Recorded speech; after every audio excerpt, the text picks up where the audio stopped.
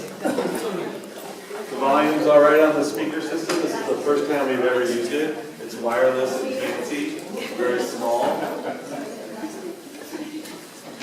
It's pretty exciting. I'm hoping the battery lasts for 2 hours. We're all going to find out together. Hi everybody, my name is Matt King. I am on the community organizing team here at Sacred Heart Community Service, and we're very happy to be hosting Reverend Pinkney tonight in the discussion that we're all going to have for the next couple of hours. I just want to do a little bit of housekeeping before I turn the microphone over to Catherine. There is a restroom behind you in the corner back there. And there are 2 additional restrooms a little bit down this hallway to your left. Go down a bit and you'll see it. And there's another room at the end of that hallway where you can get some water. If you want some water, there might be a little additional food in there. There's also food in there. There's some tax preparation going on behind me right now. You're interested in that. So welcome to Sacred Hearts. And I will turn it over to Catherine to get going. Thank you, Matt. Hey, everybody. Hi. Did you say I pushed the button? Oh, yeah, if you want to. It's on. There it is. Matt was kind enough to make some, Oh, dear. Okay, thank you. I wanted to pass these around. I want you to share them around. I may not have enough for everybody, so if you can share with a friend, that's good. That's the agenda. It's changing as we speak a little bit.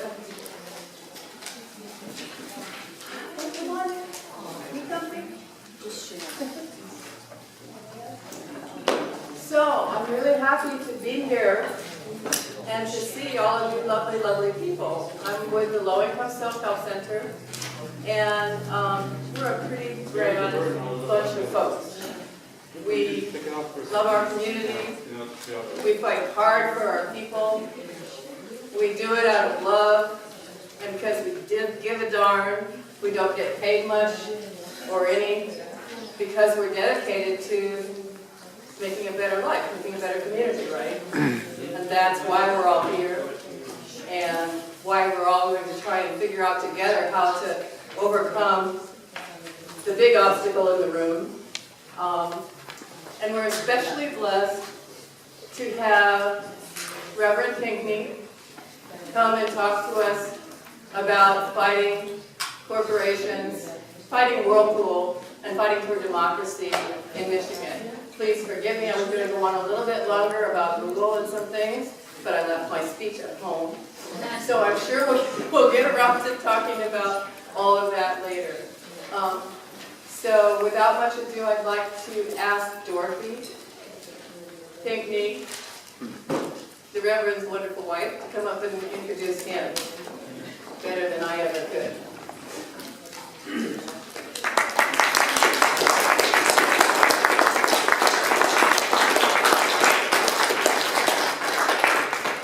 And we'll introduce the panel when Reverend Pinkney has spoken, and we'll wait for that afterwards. Oh, you need this maybe? Thank you. Hi. Oh, thank you. It's awesome to be in your presence and to be in your city, and I'm so excited. I just want to thank you for your love, your support, and your hospitality. My husband of 23 years is a man of integrity. He's CEO of our Banco organization. He's a pastor. He's an educator, organizer, court watcher, community leader in Barron County, Michigan. And because he speaks truth to corporate power, he became a threat and was sentenced to prison for 2.5 to 10 years for crimes created within the government system to silence his voice. He's a political prisoner as well as a warrior for justice and the struggle for human rights. So I introduce to some and present to others none other than the Reverend Edward Pinkney.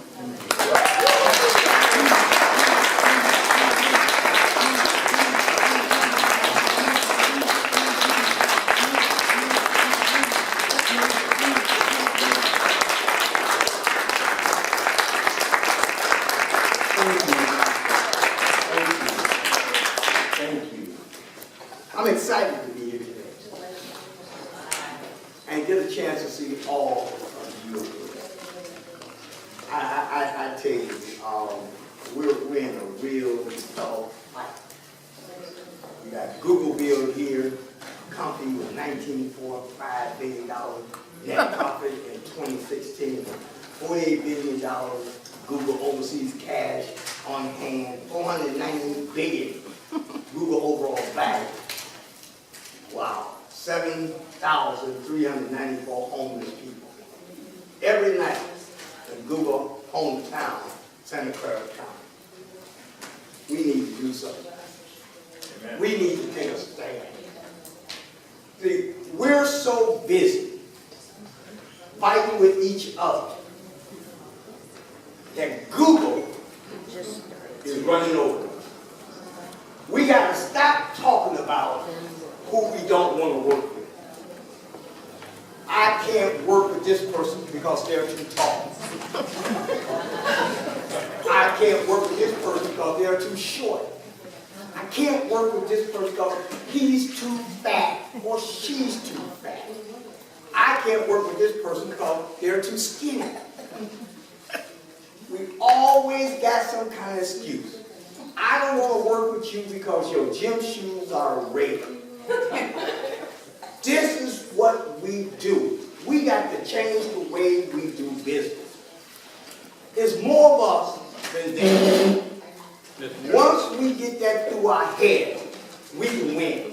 Amen. We're not going to win until we understand that there's more of us than them. Amen.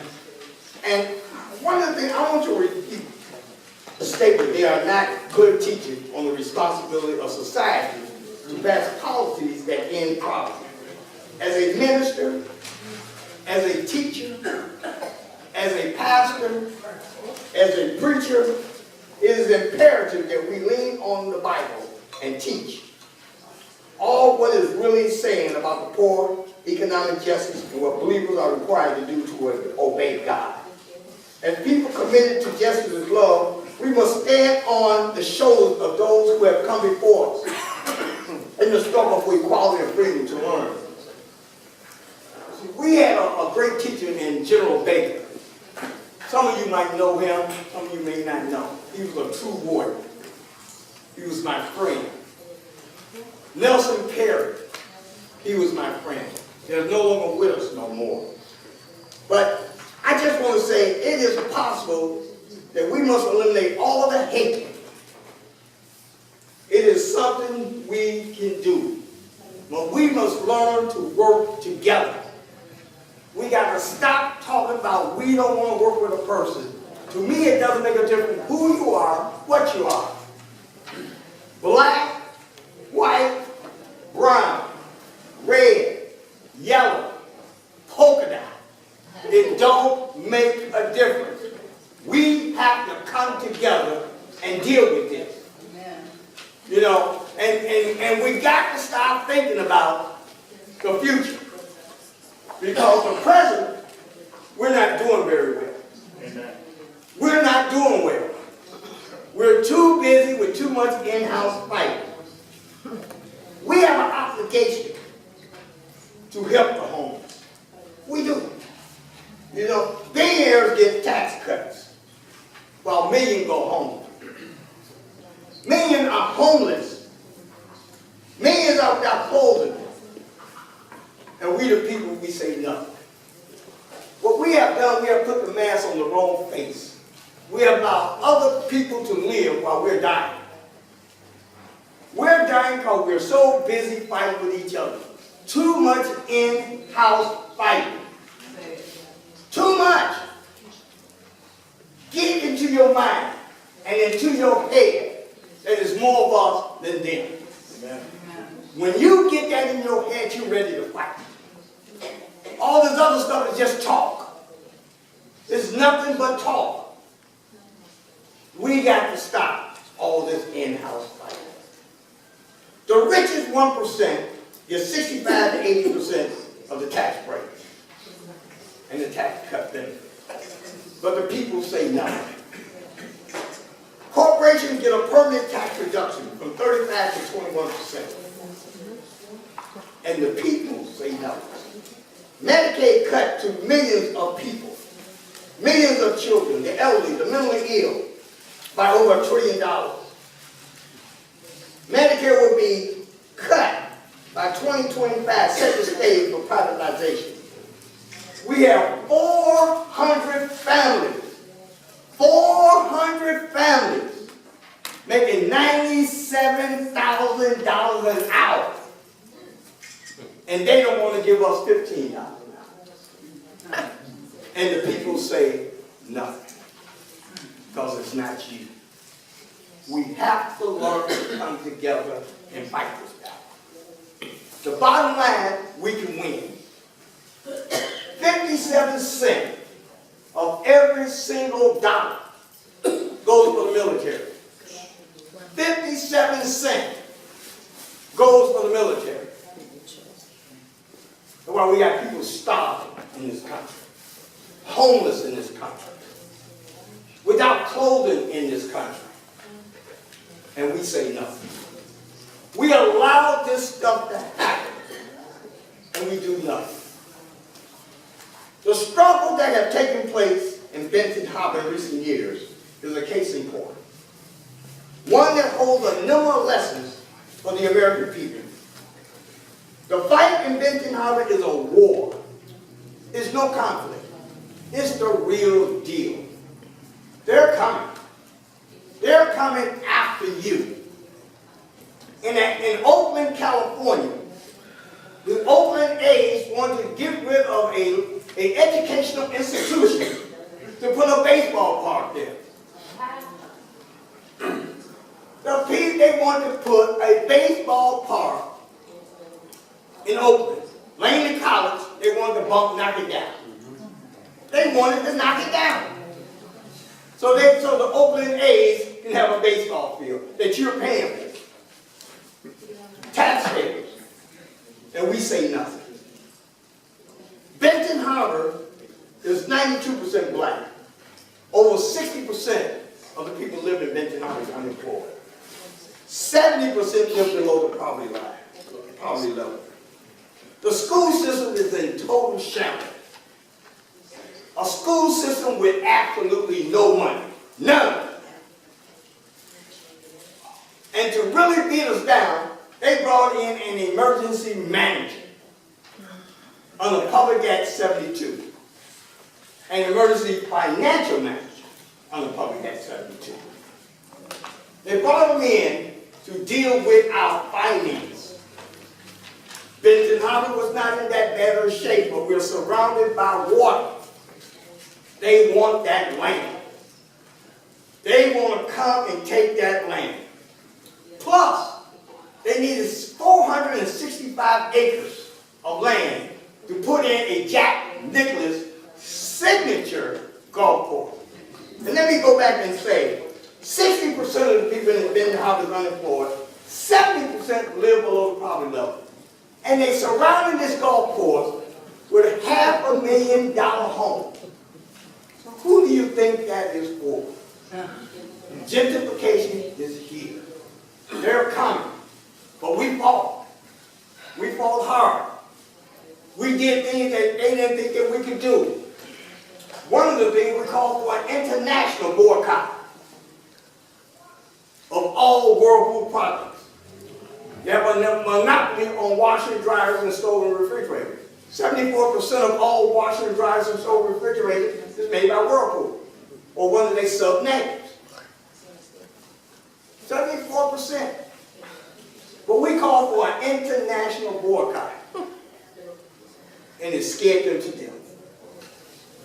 The Washington Post and the New York Times both said that there was going to be a hostile takeover of Whirlpool.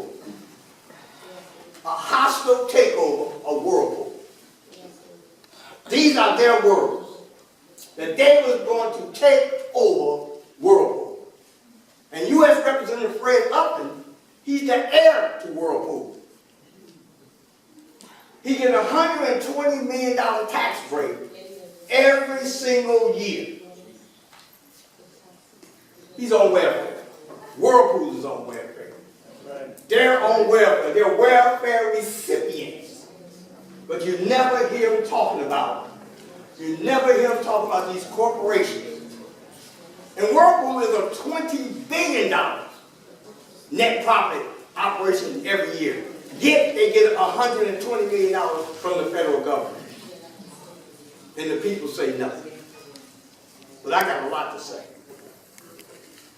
I know that we should be fighting back and doing things, making sure that they understand the value of this thing.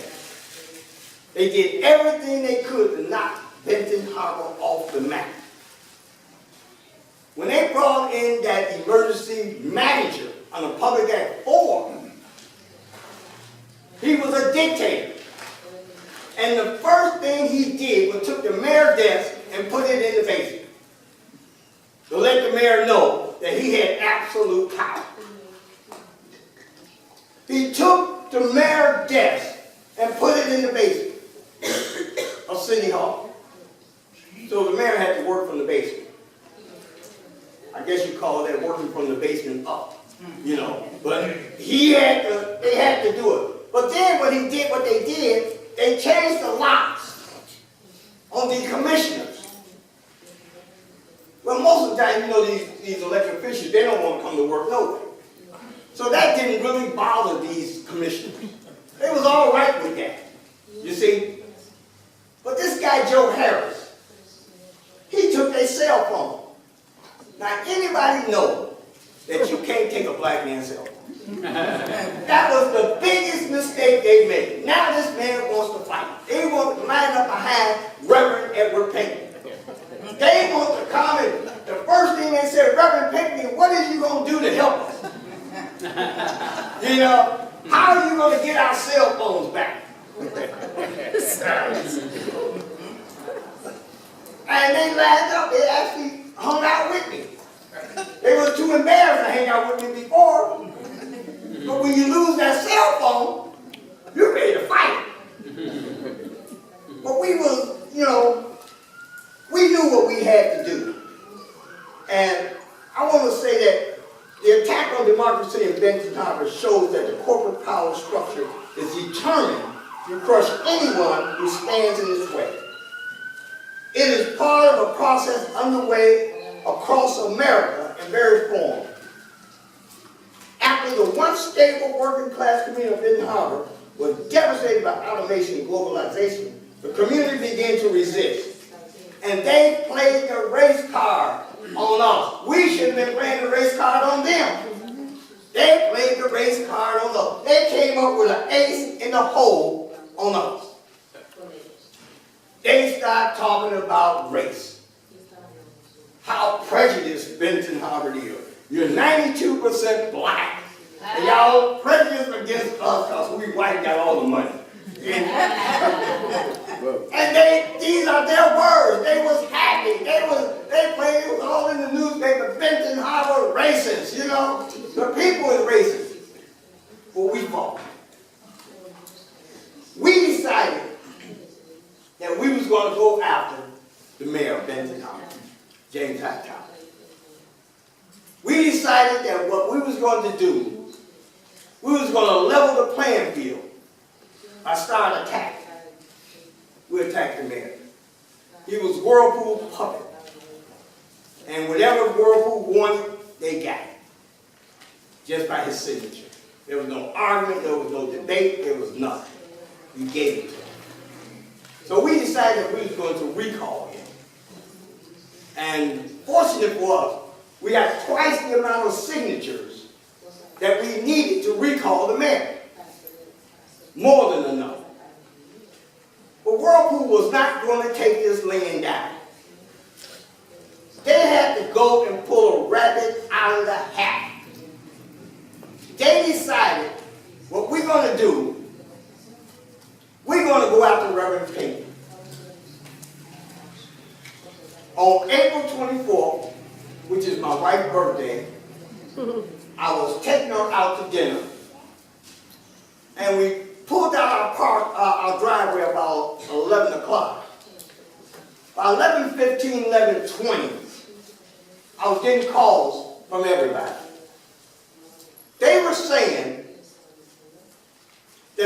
SWAT team was at my house.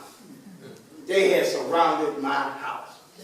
And my first question is, who are they looking for? And they said, you ought to know that. I had no idea what they wanted. They surrounded my house. They blocked the street off. Nobody could go in. Nobody could come out of the street. Have you ever seen that big truck with all them guys jumping out of it? I'm just happy I wasn't there to see it. Because it was one of the most amazing things, and the neighbors, they're still talking about that. They're still talking about how they had the house in the street, the whole community surrounded, looking for Reverend Pinkney. But anyway, me and my wife, we finished dinner, and I went to my attorney's office, and he called the prosecutor's office. And he asked the prosecutor, is it true that you have Reverend Pinkney's house surrounded? He said, yes, we do. We are charging him with 5 counts of forgery on a recall petition and 6 counts allowing someone to sign a recall petition twice. Now, there's no such thing in the state of Michigan as forgery on a recall petition. You can make a false statement on a recall petition, which is a misdemeanor charge. But there's no such thing as forgery. And they charged me with forgery. My attorney told them that I would turn myself in on Monday. It was Thursday then. They said, absolutely not. We're going to get Reverend Pinkney today. My attorney said, well, you know you're not going to get Reverend Pinkney today. And then you got Channel 57 News, who was at my house when the SWAT team arrived and was making the announcement, Pinkney is on the run.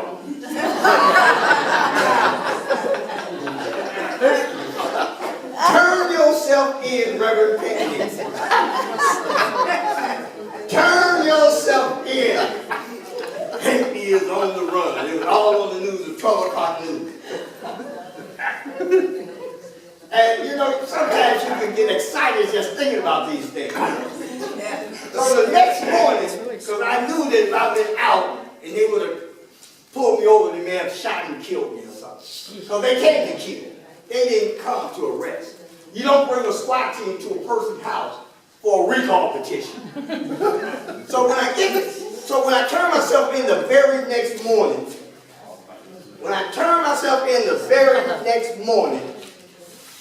the judge raked me over the coals for about 30 minutes. He said I was one of the worst persons in the whole wide world. He said there's nobody worse than Reverend Edward Pinkney. That is the worst crime that you could ever commit. The worst crime that you could ever commit. I didn't know what he was talking about. I thought he was going to bring a body out the back or something, saying that I had killed somebody. But he told me also that I couldn't use the internet. My wife couldn't use the internet. We couldn't have the internet in our home. He put me on tether. $30,000 cash bond. No 10% or nothing like that. You have to have cash and stuff like that. Fortunate for us because the bond's been with us. But just because of time, I want to move on to the trial. They had the trial on my birthday, October 27th. It started on that day. The trial started on my birthday. So now they send the SWAT team on my wife's birthday. And on my birthday started the trial. You see, Pinkney must be the worst person in the whole wide world. There's nobody worse than Reverend Pinkney. And you know, sometimes I guess if you say it often enough, you believe it. And that's what they was doing. They was trying to poison and demonize me over a recall petition. So what happened was, the prosecutor gets up.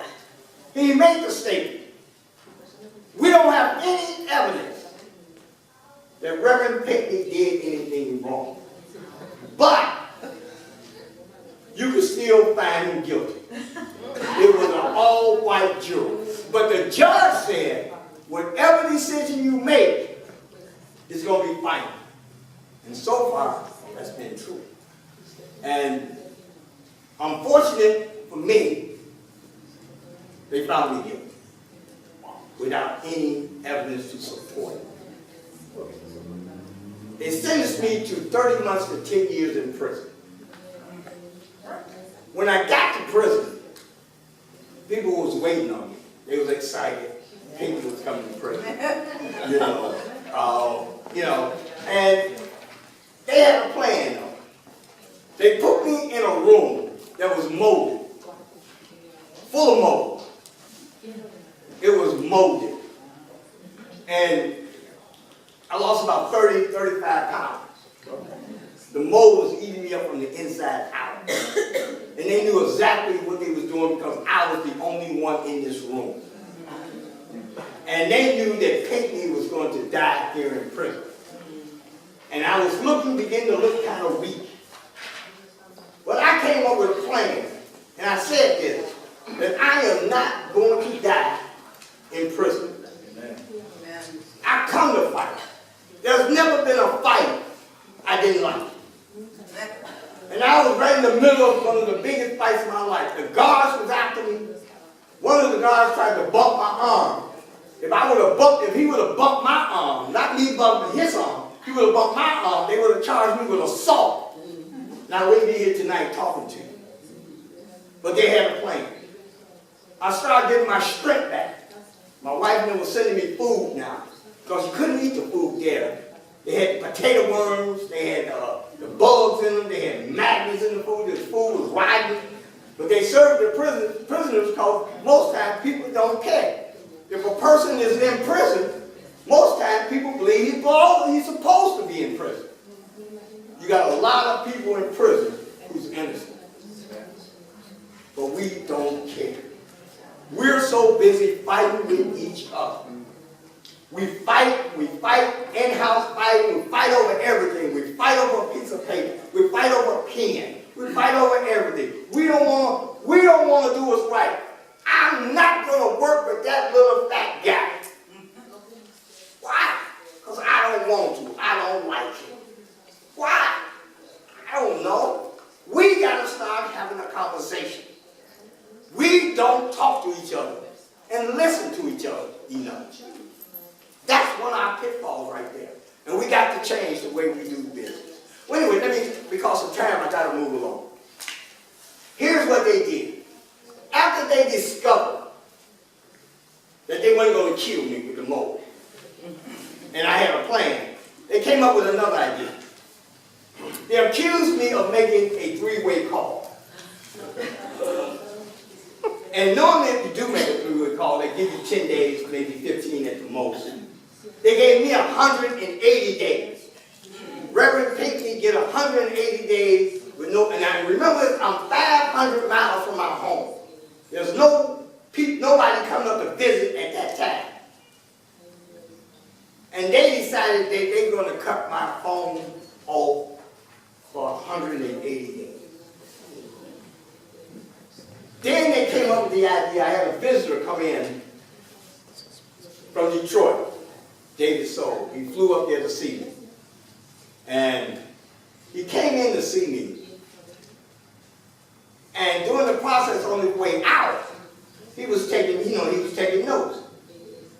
They wouldn't let him out of the prison until he gave them his notes. And he told them that he had permission to come and also permission to take notes. Finally, he gave them their notes and they re-locked me up. They put me in shackles and they put me in the hole. They put me in the hole for nothing. I could not figure out what I had done wrong. I had no idea. But on the news that night, they had a picture of me and saying Reverend Pinkney is in the hole. They didn't have a reason, but the people from Northern Michigan University came out and picked him. They picked the prison. And these was all white folks. We wasn't the black people. This was white people came out and picked the Marquette prison. It was all on TV, you know, everybody knows. And it was like this for 2-3 days. And finally, they just decided they were going to let me out. They had charged me with smuggling because they couldn't spell smuggle. They didn't know how to spell smuggling. So they charged me with smuggling. My question, how do you smuggle? Now I'm in the hole for the charge of smuggling. I had no idea what they was talking about. I don't know how to smuggle. I said, I'm just glad my wife didn't find out that I was smuggling in prison. That would have created a problem. That could call my food. If they were smart, they should have contacted her and said, your husband was smuggling in prison.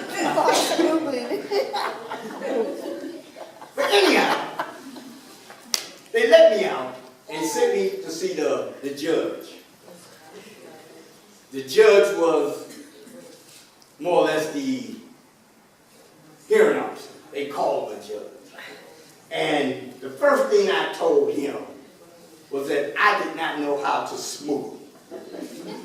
And he said, I said, they charged me with smuggling. And he said, his words was smuggling. I said, yeah, smuggling. And he said, smuggling? And I said, smuggling. He said, it sure is smuggling. But he also told me, I don't care about no evidence. He said, I rule on how I feel. We don't need evidence. What are we going to do with evidence? This is a message to all of us. They don't need evidence to do nothing no more. That's true. Long as they're in control, long as they don't understand this, it's more us than them. We're so busy fighting with each other that we can't get anything done. We got to change. Anyhow, let me move on because of time. And now, he told me he ruled on the way he feels. He said, I rule on how I feel. I don't care nothing about no evidence. So I looked him dead in his eye. And I told him, you look like you feel pretty good. And he said, matter of fact, I do. And I tell you, he came back with a not guilty. That never happened inside the prison system. Never, ever, ever, ever happened. But that's what they do. You have to make sure that you are together. We got to stop all this stuff. We can't work with each other. We got to stop it. I don't care whether a person black, white, brown, red, yellow, blue, purple dot. I don't care. We got to figure out a way that we can all work together and change this system. We got a monster here. That's right. And we need to do it. But anyway, I usually read my Bible early in the morning. I get up early in the morning, 6 o'clock when I was in prison. And I read, get up and read. But also we had these young Turks. These guys used to get up early in the morning and control the TV. Now, they did nothing wrong, because it's first come, first served inside the prison system. It's first come, first served. And this is what they did. They would get the TV and hold the TV all day. Nobody, and all they played was rap music. They was rapping and rhyming and having a good time. They was clowning backwards and forward. They were doing all these things. But one day, one of the guys came and asked me to help him with his Mac. Now, I don't know what would make him think that I would help him with his Mac. Because I'm sitting there listening to rap music on a continuous basis. And he wants me to come now help him with his Mac. But I told him that any time that he's late, if you're 5 minutes late, sitting in that chair, is over. And you're going to have to do homework. I took them all the way back to the basics, adding, subtracting, multiplying, dividing. I showed them how to multiply and divide at the same time. Showed them how to do 9 times 9 is 81, you divide 9 and 81, you get 9. And he was fascinated. He said that was, wow, that's amazing. But this is what it did. Now, out of the 16, you had black, you had white, you had Mexicans, you had Puerto Rican, and you had Native American. They started coming 2, 3 at a time.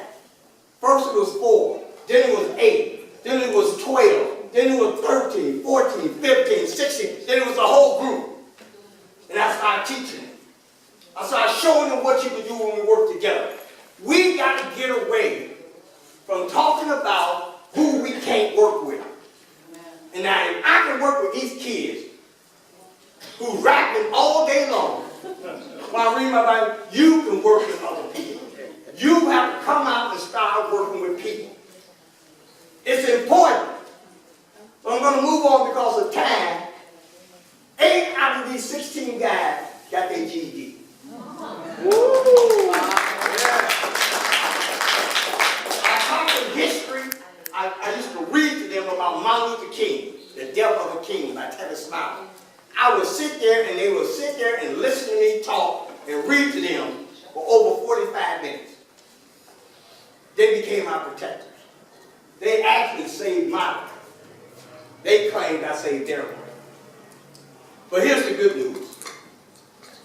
I didn't have to listen to any more rap music.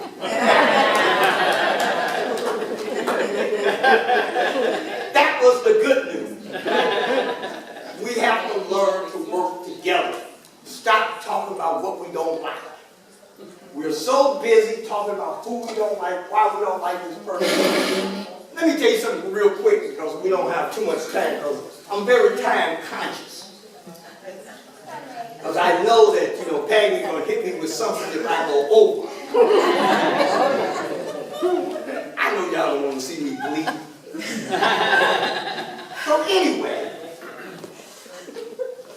I wrote an article in the People Tribune. Some of you may know what the People Tribune is. This article this newspaper right here. I wrote an article, and the judge stated that the article was a threat. He said it was a threat on his life. I quoted Deuteronomy 28, starting with the 15th verse. And it simply said, if you do not hearken unto the voice of the Lord thy God, then all these things will come upon you.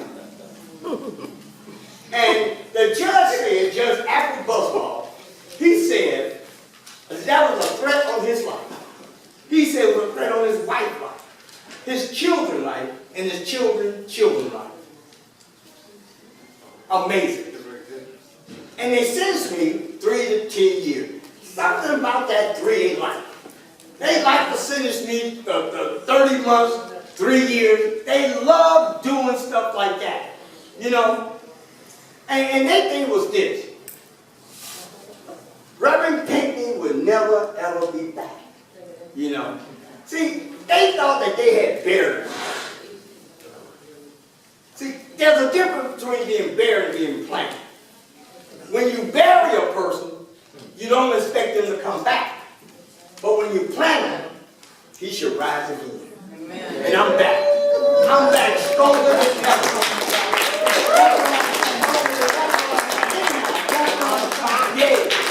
Anyhow, Peggy can put up the 5-minute warning. So those of you who want to work on it.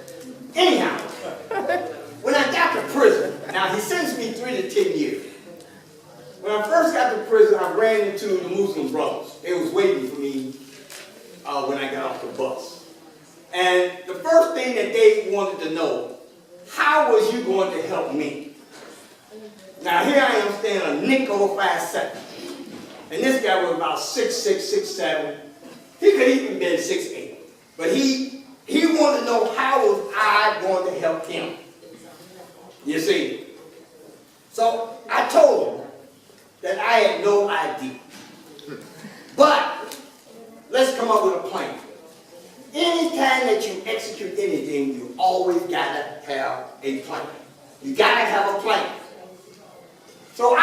decided that what we was going to do, we was going to attack the buck-naked fish. It was the smelliest, nastiest fish that you can ever, ever, ever smell, not only taste. And they only cooked 100 pieces. And I told the moving brother, I'm going after everybody on the compound. We're going to work this thing together. So then I went to talk to the Aryan Nation guy. Now, the Aryan Nation guy hated black folks. And I approached him, and the first thing he said, you know I don't talk to black people. He had been in prison for 12 years, and according to him, that he never talked to a black person.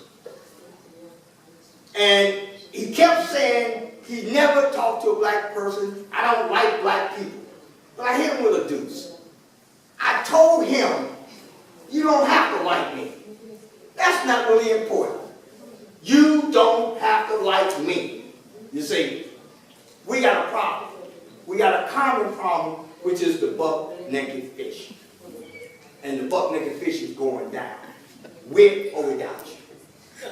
And then he told me, didn't I tell you that I don't talk to black people? And I told him, once again, you don't have to like me. You don't even have to talk to me. That's not important. What's important, we got a problem. And every time he came up with a negative response, I came up with, you don't have to like me. And this is what I wanted people to understand. We sit around here and have to like each other in order for people to work together. You don't have to like each other to work together. That's why they got us.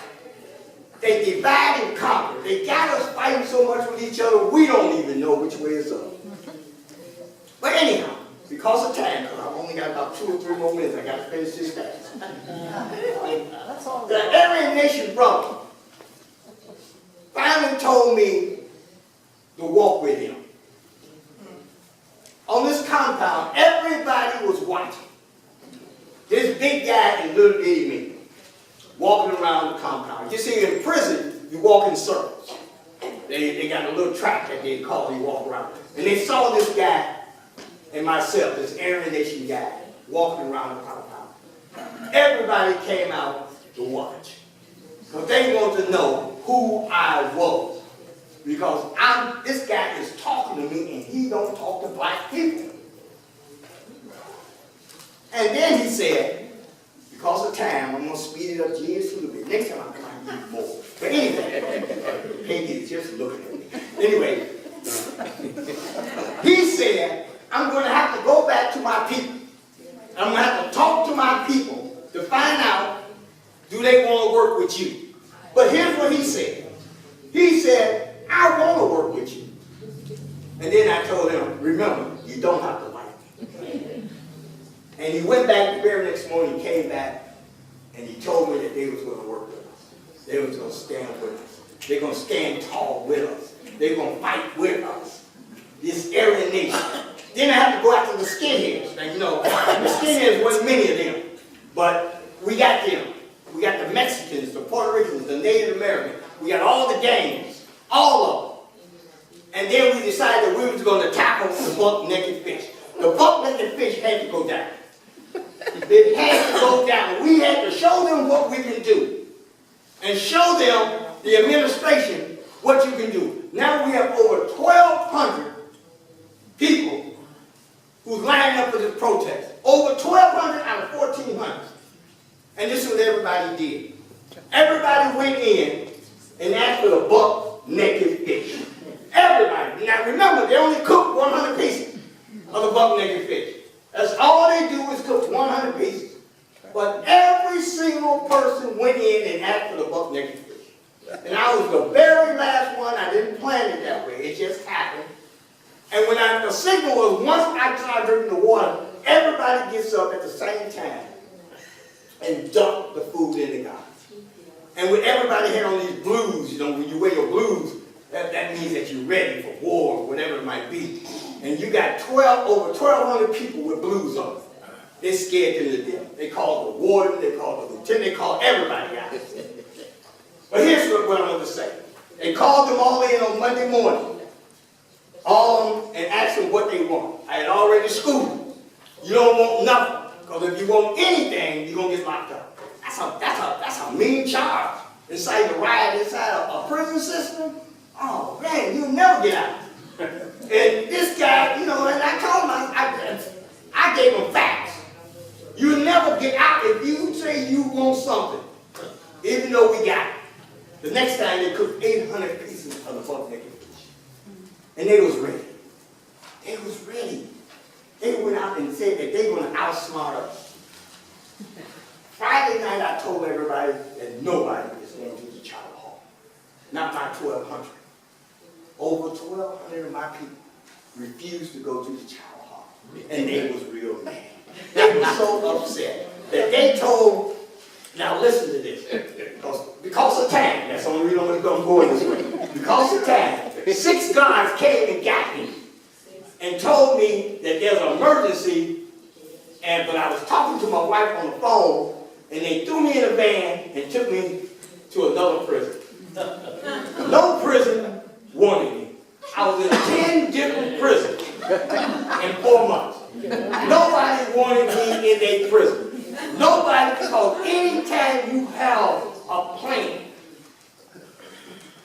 and you can work your plan, we have to learn to stop talking about who we're not going to work with, who we're not going to do this with, who we're not going to fight for.